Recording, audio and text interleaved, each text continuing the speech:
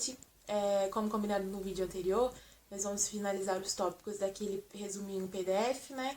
Sendo eles a posição, a divisão do direito processual, sua relação com os demais ramos do direito, a natureza jurídica do processo, a classificação das espécies do processo e a classificação dos procedimentos. Então, a minha voz tá meio estranha hoje, que eu tô com uma crise alérgica, mas dá pra ver na minha cara, eu acho. Mas acho que dá pra entender direitinho, tá? Já peço desculpa por isso. Qualquer dúvida é só deixar lá na central de dúvidas do NEAD ou no grupo do WhatsApp, que o mais breve possível eu irei lá pra saná-las, tá? Então, bora começar. Vamos começar com a natureza jurídica do processo. Pra gente entender melhor, a gente vai abordar algumas teorias. Na verdade, 8 teorias, mas são bem tranquilinhas de entender. A maioria a gente já viu anteriormente, lá em linhas evolutivas do processo, vocês vão perceber isso, que é o caso da primeira. Mas é importante saber que muitas foram de acordo, né, de concordância dos juristas e outras foram totalmente na contramão. Então vamos lá, a primeira é da fase imanentista, onde não tinha separação do direito material para o direito processual, a ação era inserida no direito material e era mais na prática forense, tá? A segunda teoria, nós temos o processo como um contrato, ou seja, a natureza dele é contratualista, obviamente. Era baseado no direito romano, onde as partes elas iam no julgamento, né, e juravam, se comprometiam a aceitar a decisão, seja ela qual for. Já na terceira teoria, nós vamos ter o processo como um quase contrato. Essa aí vai praticamente totalmente na contramão do que a maioria dos juristas fala. Nessa aí, a gente enquadra o processo ao direito privado. Então, assim, a gente vai saber que ela logo cai, porque é só a gente lembrar das linhas evolutivas do processo, ele vai se tornar, né, uma ciência autônoma e vai ser inserido ao direito público. Então, é basicamente isso, essa teoria aí. A quarta teoria, nós temos o processo como relação jurídica. Aí a gente lembra lá da fase autonomista, teve a separação, a diferenciação do direito material para o direito processual. A ação não estava mais inserida ao direito material e a relação jurídica, no caso, o processo teria seus sujeitos, seus requisitos e seus objetos. Então, também é basicamente isso. Na quinta teoria, nós temos o processo como situação jurídica. Essa situação ela seria criadora de deveres, de poderes, de faculdades e de ônus para que dele os sujeitos participem. Já a sexta teoria, nós temos o processo como instituição jurídica. Ela seria submetida, né, pelas as leis, e essas leis elas criariam condições dos sujeitos, das coisas e dos atos do processo para que no fim a gente consiga atingir aos fins da jurisdição. A sétima e a oitava teoria, eu falo que a gente tem que ter uma atenção maior, porque elas foram de grande influência para o conceito final de processo, né, e sua natureza. Então vamos lá. A sétima teoria. A sétima teoria fala do processo como um procedimento em contraditório. O processo ele seria uma série de normas de atos e posições subjetivas conectados, né, que juntos formavam um complexo normativo qualificado pelo contraditório. A oitava teoria, nós temos o processo como uma entidade complexa, ou seja, o processo ele teria dois elementos distintos, a relação jurídica processual e os procedimentos, que por si só não se explicariam. Essa teoria ela é de grande importância para a doutrina nacional, tá, gente? Então, o que a gente pode concluir? Qual a conclusão que nós teremos dessas 8 teorias? A natureza jurídica do processo vai trazer para nós o processo como um procedimento realizado em contraditório, animado pela relação jurídica processual. Então, não esqueçam disso. Então, vamos lá, gente. Posição do direito processual. Nós sabemos que o direito positivo se divide em direito público e direito privado. O direito público é quando uma lei, né, em uma lei, o poder público aparece como polis, ou seja, ele vem disciplinar as relações do Estado com a parte. Uma característica importante do direito público é que as normas são cogentes, ou seja, elas não têm flexibilidade. Como vocês podem ver, ele pode ser dividido em interno e externo. É no interno que vai se encontrar o direito processual. Então, se atentem a isso. Já no direito privado, nenhuma das pessoas vinculadas ao poder público está em qualquer dos polos da relação jurídica, ou seja, ela não está em nenhum lugar ali.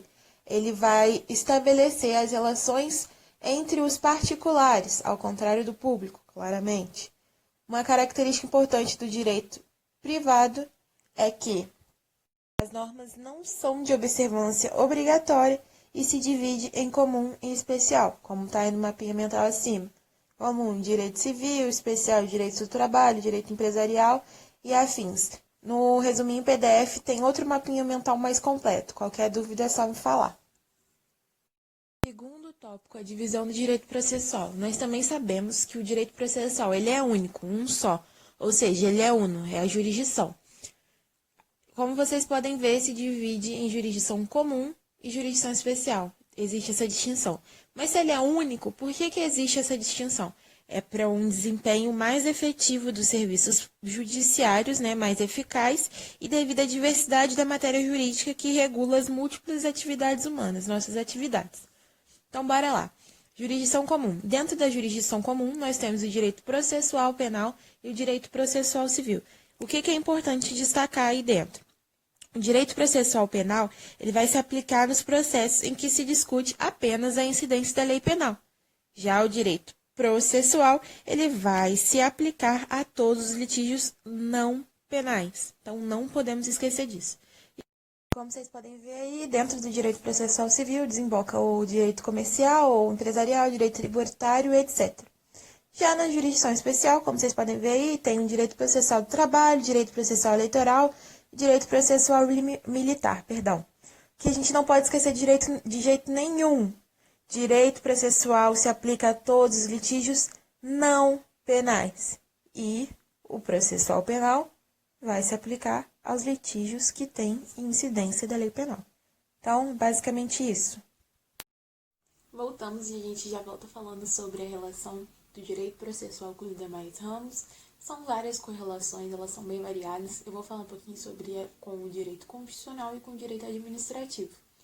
No direito constitucional, a gente sabe sobre a sua hegemonia, sobre os demais ramos, e que é lá que vão estar os atributos e os limites da função do Estado soberano. Já no direito administrativo, essa relação é porque a gente sabe que o Poder Judiciário ele vai ser chamado para resolver, solucionar alguns litígios de natureza administrativa, de atos administrativos. Existem várias outras correlações, como eu já disse antes. Eu coloquei algumas outras no resuminho PDF. Como são de fácil entendimento, eu vou citar só essas duas mesmo. E qualquer dúvida, eu estou à disposição para sanar para vocês. Então, vamos para o próximo tópico. Classificação de espécie de processo. Para a gente classificar um processo, a gente vai observar, ele vai ocorrer de acordo com a atividade desenvolvida pelo juiz e a providência jurisdicional desejada, almejada. A gente falou um pouquinho disso lá em Teologia Processual, mas eu não adentrei muito porque eu ia falar sobre isso agora. Então, vamos lá. Processo de conhecimento ou cognição. Nesse tipo de processo, as partes elas vão levar os fatos e fundamentos jurídicos ao juiz para que este reconheça. Ele vai reconhecer essas provas, esses objetos, esses fatos, para que seja acertado o direito. Nesse tipo de espécie, a demanda vai ocorrer pela propositura em juízo e vai até a sentença. Já na espécie, no processo de execução, o direito já foi acertado, ou seja, nesse caso, o indivíduo vai ser levado a juízo para solver uma obrigação que tenha sido imposta ou não tenha sido cumprida. Então, no processo de execução, a gente fala que possui título executivo judicial ou extrajudicial. E já na tutela cautelar, o processo é de caráter preventivo, ou seja, ele vai visar evitar dano ou vício irreparável ou de difícil reparação. Nessa espécie, se resguarda a efetividade do processo de conhecimento e de execução, ocorrendo de maneira incidental ou na forma preparatória. De classificação de espécie de processo é basicamente isso. Creio que vai ser bem facinho de entender. Qualquer dúvida vocês já sabem, é só me procurar. E o último tópico, a classificação dos procedimentos.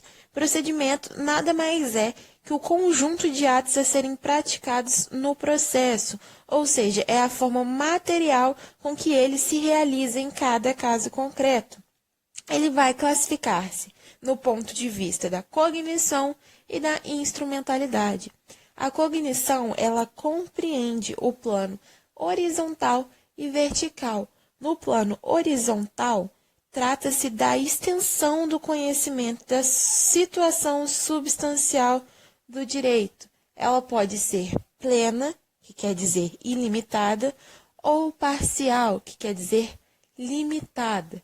Já o plano vertical vai tratar da profundidade do conhecimento da situação substancial do processo, podendo ser exauriente, do juízo de certeza, ou sumária, do juízo de probabilidade. Da cognição é importante ressaltar que, no processo civil, é regra a cognição horizontal plena e vertical exauriente, tendo em vista o direito fundamental à ampla defesa, que a gente vai ver mais para frente também.